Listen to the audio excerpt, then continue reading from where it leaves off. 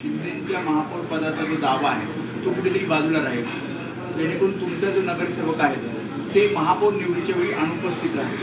बघा, या वृत्तपत्रातल्या बातम्या आहेत आणि एकमेकांवर दबाव आणण्यासाठी अशा बातम्या पेरल्या जातात. या गटावरून म्हणजे तुमच्याशी आमचं काय अडत नाही, पण एक सांगतो, कोणत्याही परिस्थितीमध्ये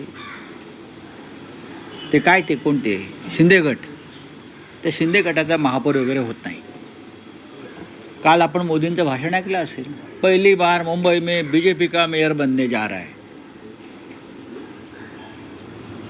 म्हणजे दिल्लीत ठरलेलं आहे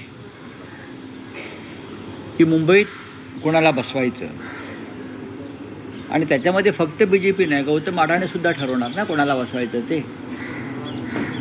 पण एक सांगतो की कोणालाही सहजतेनं महापौर बसवणं सोपं नाही. ज्या प्रकारचे आकडे मुंबईकरांनी दिलेले आहेत आणि भारतीय जनता पक्ष कितीही मोठा विजय उत्सव करत असला बरं का, तरी त्यांचा विजय झालेला नाही.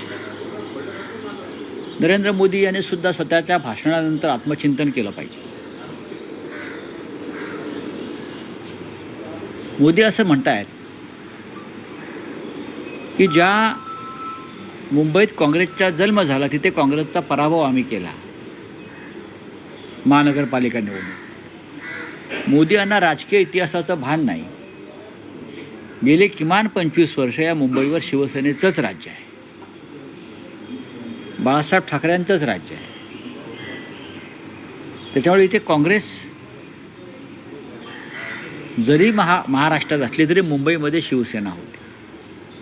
तेव्हा त्यांचे जे काही भाषण लिहिणारी माणसं आहेत मोदींचं, त्यांचं इतिहासाचं भान फार कच्चं आहे. मुंबईत काँग्रेसचा जन्म झाला, मुंबईत काँग्रेसनं चले जावची घोषणा केली, इंग्रजांविरुद्ध लढा दिला तिकडे, तेव्हा मोदी त्यांचा पक्ष कुठेच नव्हता. अशा संघर्षाच्या वेळेला भाजपा कुठेच नसतो. राऊतसाहेब, महापौर पदाच्या या एकूण शर्यतीत शिवसेना उद्धव बाळासाहेब ठाकरे पक्ष आहे की विरोधी पक्षात बसण्याचं ठरवलं? नाही, बघा, अजून आम्ही काहीच ठरवलेलं नाही. आता आम्ही फक्त मजा बघतो. कोणी पंचतारांकित हॉटेलमध्ये आहेत. आता माझ्या माहितीप्रमाणे भारतीय जनता पक्षाचे नगरसेवकांना सुद्धा कुठेतरी हलवत आहे. कोण कोणाला घाबरते आहे? सरकार आहे. अहो, सरकार तुमचं आहे. मुख्यमंत्री दावोसला बसून मुंबईकडे लक्ष ठेवत आहेत नगरसेवकांकडे. म्हणजे मला गंमत वाटते. तिकडे त्यांचं, मी कालच एक ट्विट केलं, आपण पाहिलं असेल की प्रधानमंत्र्यांसारखं स्वागत करण्यात आलं. लोकं बिकं झेंडे विंडे हलवत आहेत, असे चांगली गोष्ट आहे. एक मराठी माणूस म्हणून जर नरेंद्र मोदी देवेंद्र फडणवीस यांची देशाच्या पंतप्रधान पदाकडे पावलं पडत असतील मुंबई जिंकल्यामुळे असं म्हणतात किंवा महाराष्ट्रात जिंकल्यामुळे, तर मराठी माणूस म्हणून आम्हाला अभिमानच आहे. त्यांनी करावं, त्यांनी जावं दिल्लीत, देशाचं प्रधानमंत्रीपदी दावा ठोकावा. महानगरपालिका जिंकल्या, नगरपालिका जिंकल्या, स्वित्झर्लंडला त्यांचं प्रचंड स्वागत झालं. हां, लोक रस्त्यावरती आले, त्यांना झेंडे दाखवत होते. असं प्रधानमंत्र्यांचं स्वागत बेसिकली असं होतं. कोणत्या मुख्यमंत्र्यांचं वगैरे मी अजूनपर्यंत असं पाहिलं नाही, पण ही नवीन प्रथा सुरू झालेली आहे. त्याच्यामुळे आमच्या आशा पल्लवित झाल्या की मराठी पंतप्रधान बहुतेक देशाला मिळतो आहे. राऊसाहेब, आताच्या घडीची एक मोठी बातमी आहे, देवाभाऊंसोबत उद्धव ठाकरेंची चर्चा झाल्याचं सूत्रांकडनं कळतं. नाही, या सूत्रांमध्ये आम्ही विश्वास ठेवत नाही. एकनाथ शिंदे म्हणतायत की उद्धव ठाकरेंना उद्देशून त्यांनी त्यांचे नगरसेवक सांभाळावेत, आणि त्याचबरोबर उदय सामंत म्हणतायत की त्यावेळी नॉट रिचेबल कुठले नगरसेवक राहतात ते बघा. नाही, ते आमचं बघा की असं आहे की आमचे नगरसेवक जे आहेत हे आपापल्या घरी आहेत. आमच्या नगरसेवकांची बैठक मातोश्रीवरच होते आणि ते आपापल्या गाड्याने येतात आणि निघून जात आहेत. तुम्हाला तुमचे नगरसेवक डांबून का ठेवावे लागले याचं उत्तर त्यांनी द्यायला पाहिजे. मुंबईतले नगरसेवक तुम्हाला किंवा कल्याण डोंबिवलीचे नगरसेवक तुम्हाला या पंचतारांकित कैदखान्यामध्ये डांबून का ठेवावे लागले? आमचे नगरसेवक आपापल्या घरी आहेत. ते रिचेबल की नॉट रिचेबल नंतर बघू. कल्याण डोंबिवलीतले 2 तुमचे नगरसेवक जाऊन श्रीकांत शिंदेंना भेटतात आशीर्वाद घेण्यासाठी. मग घेऊ द्या ना. आज त्यांचा आसाराम बापू झाला असेल श्रीकांत शिंदेंचा, जात असतील. नाही, पण तिथे डॅमेज रोखण्यासाठी काही प्रयत्न पाहू केले ना. नाही. सत्ता स्थापनेसाठी बघा, एक लक्षात घ्या, आमचा 11चा गट स्थापन होईल. आमचे 11 नगरसेवक आहेत. मनसे आणि तुम्ही नाही, फक्त मनसे स्वतंत्र गट आहे. अच्छा हा 11 तुमचे आहेत बरं 11 आणि 5 आमच्या 11चा गट स्थापन करण्याची प्रक्रिया सुरू आहे. आणि इथे मुंबई महापालिकेत काय होईल एकत्र असा गट असेल नाही, स्वतंत्र गट असेल? स्वतंत्र गट स्थापन करावा लागेल. 2 स्वतंत्र पक्ष आहेत, लक्षात घ्या.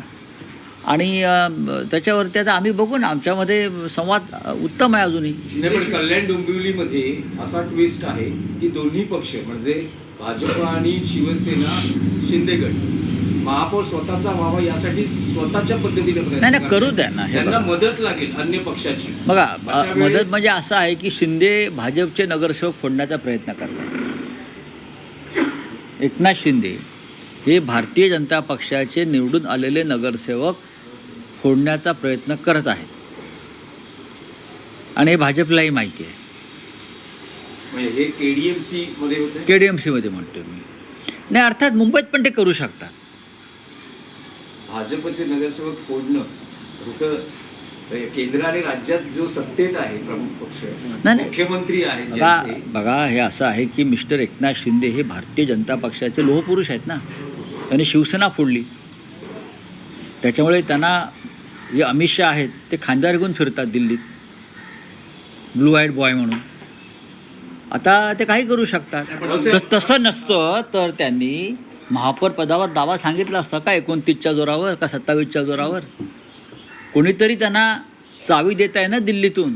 ते कोण? दिल्लीतून एकनाथ शिंदे यांना चावी देणारे कोण? की महापौर पदावर दावा सांगा म्हणून, जेणेकरून भारतीय जनता पक्षाचा म्हणजे देवेंद्र फडणवीस यांचा महापौर होऊ नये.